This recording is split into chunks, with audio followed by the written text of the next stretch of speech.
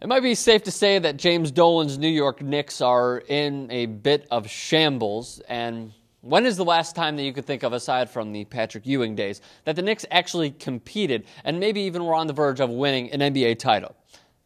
I'll wait. You can't.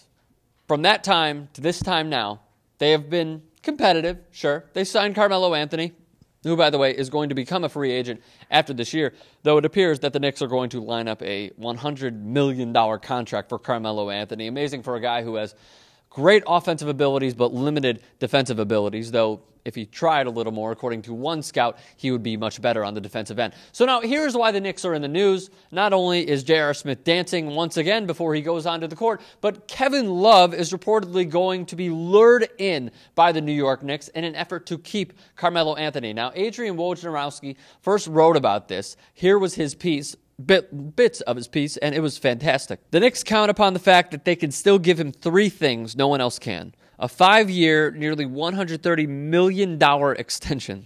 Jesus.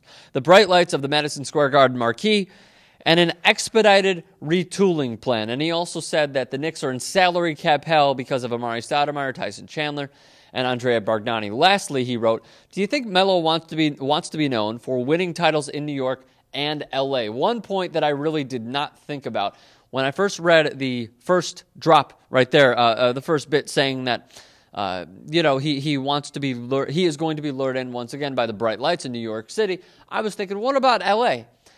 LA has the bright lights. It's obviously the most successful franchise in the National Basketball Association. Why wouldn't Carmelo Anthony go there?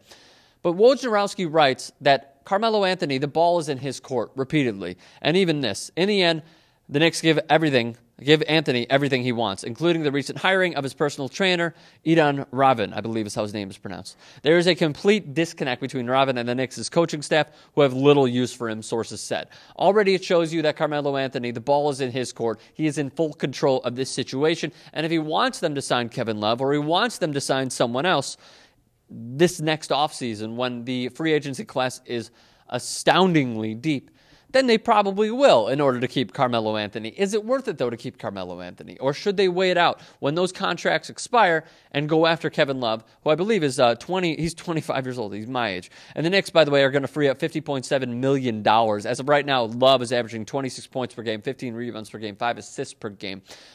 Would he be a good fit with the Knicks? I think you guys can discuss in the comments section below. I believe that he is such a versatile player. He can play on the outside, he can play on the inside, he could rebound clearly, and he can put up a ton of points per game.